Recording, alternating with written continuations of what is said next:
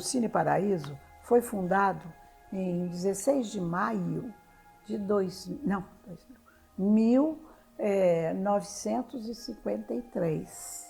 Então, naquele tempo, não existia televisão. Então, eu tinha fregueses do Cine Paraíso que eram assíduos e eles vinham toda vez que mudava o filme. Nós tínhamos semanas que era assim, festival, como é que é? Festival argentino. Então, era um filme por noite. Então, aí existia já o bonde aqui. Ainda existia o bonde aqui, que era o ponto final em frente ao Cine Paraíso. Então, tinha os bondes pequenos e os bondes grandes. E a gente ligava para a Companhia Mineira de Eletricidade, que o dia que tinha os filmes famosos,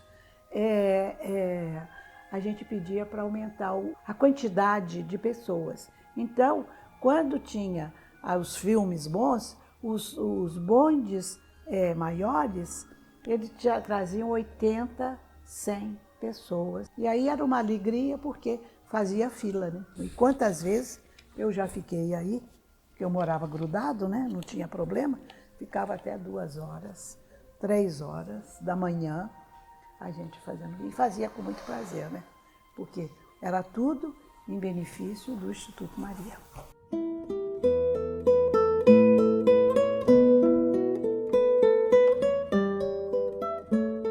Porque a minha história com o cinema tem a ver com a minha história com depressão também, né? Então, como eu ficava muito em casa e eu não saía muito, então eu ficava assistindo televisão e aí veio meu interesse por cinema.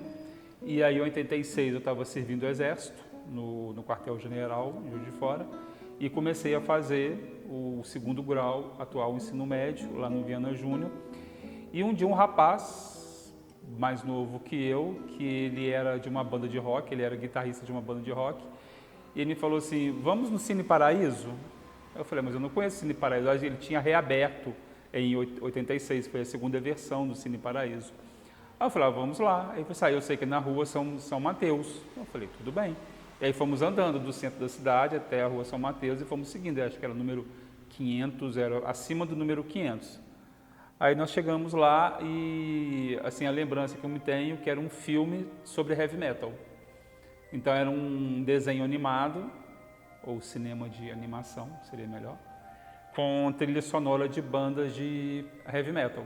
Eu não sei, eu creio que esse tipo de experiência, né, de você ter um lugar onde você faça questão de ir, porque lá é um lugar especial, não só pelo fato de, nesse local específico, serem exibidos filmes que você não tinha muita oportunidade de ver em outros locais, mas também, talvez sobretudo, pelo fato de você encontrar pessoas que tinham as mesmas preferências, né? As mesmas afetividades em relação àquilo que experienciava.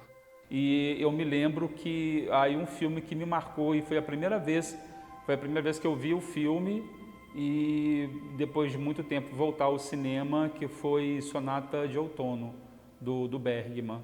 Então você tinha esses filmes, assisti Kurosawa, o Han do Kurosawa, eu assisti Sonata de Outono do Bergman. Tinha um filme de vanguarda brasileiro, Fogo e Paixão. E era assim, era um cinema muito alternativo, com várias pesquisas de linguagem, né?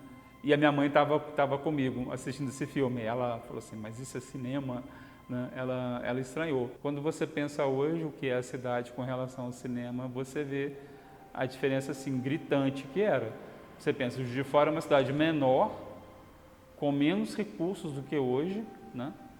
Eu levava uma vida extremamente limitada e só na questão do cinema eu conseguia ter um salto qualitativo na minha vida. Todos iam ao mesmo espaço, eventualmente encontravam as mesmas pessoas, assistiam às mesmas películas, mas cada um individualmente tem uma percepção desse momento. Isso é intransferível. Você compartilha Você relata, você comunga essa experiência, mas você não consegue transferir.